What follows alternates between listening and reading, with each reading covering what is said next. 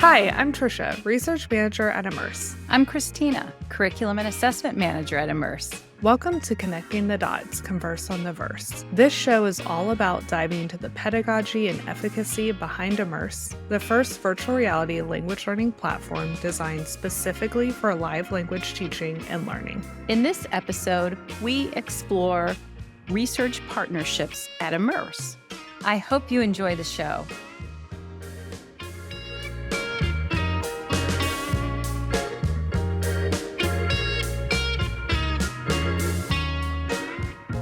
Okay, welcome. So as you heard, today we're going to be discussing the role that our research partners play at Immerse. So I'm going to be asking Tricia some questions because she is our manager of research here and works very, very, very closely with our research partners. So let's just go right off the bat, Tricia. What does it mean to be an Immerse research partner? That is a great question, Christina.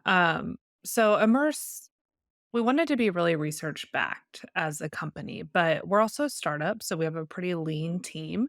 And so we were trying to think of, okay, how can we basically grow the amount of research we're able to do without necessarily hiring more staff? So we actually created a research partnership program with universities.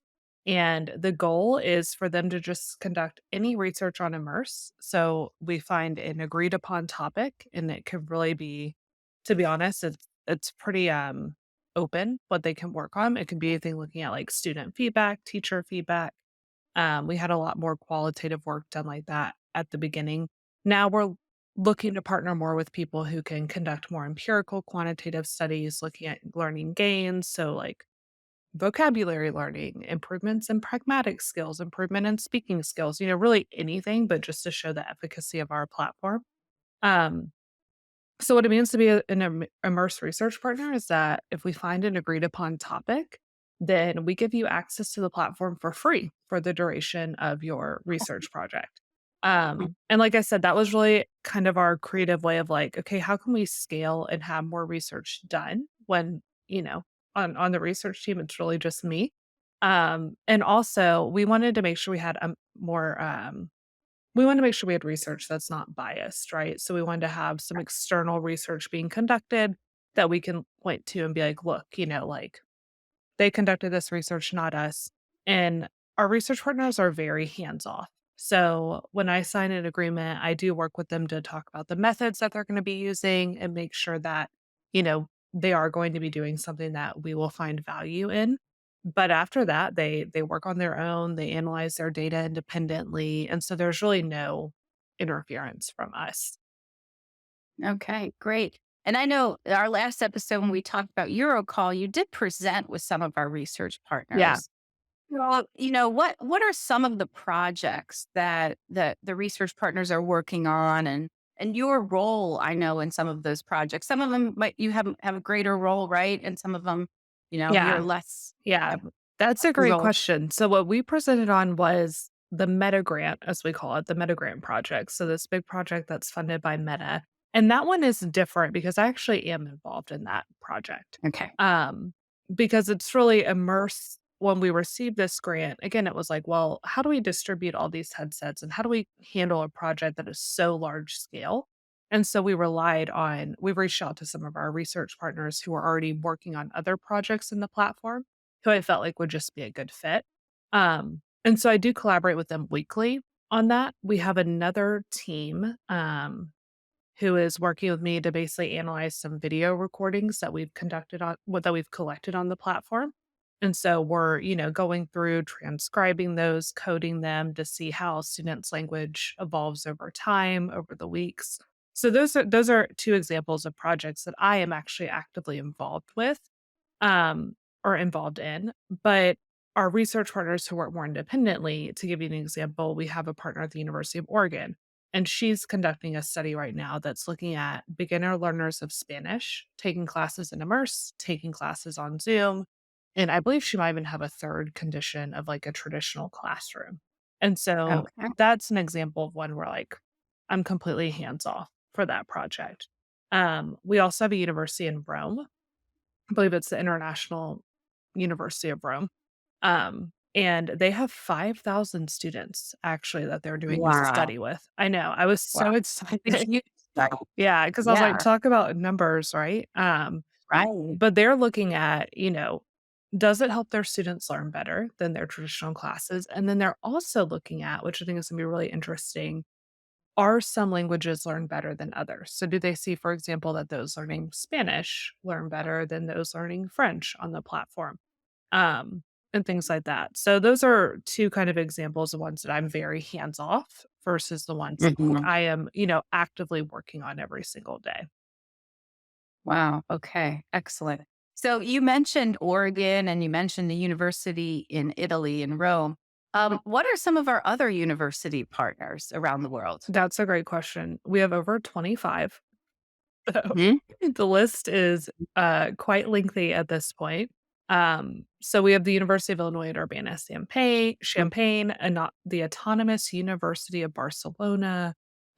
We have Carnegie Mellon University, MIT. We have a university in Venice. We have a ton of Japanese universities. So Cho Okay. University, Aoyama University, Nihon University. Um, yeah, the list is really long at this point, but if we can even probably link to it in the show notes or when we share this podcast out, we do have a research page on Immerse's website that lists Mhm. all of our partners. And like I said, they're all working on, completely different things. At the beginning, it was a lot of just qualitative feedback. What do people think? So that our product team could use that to improve the product. But we've gotten to the point where we're always getting the same feedback. Like we know what people like. We know the challenges that can come with using VR. So that's why we're really turning towards okay, show us if students are learning. So that way, if they are learning, great. And if we see that, hey, maybe they're not learning in the way we wanted here, then we can figure out how we need to tweak things to make it more effective. Excellent. So, that brings me to a question. Do we have research partners who are looking at both the desktop version of Immerse and the VR, the headset version? Yes, Okay. yeah.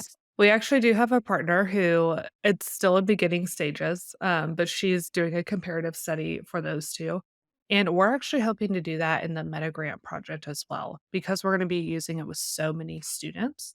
We're really hoping to Mhm. get some good data looking at, how do they interact with the desktop? How do they interact with, like, the VR version?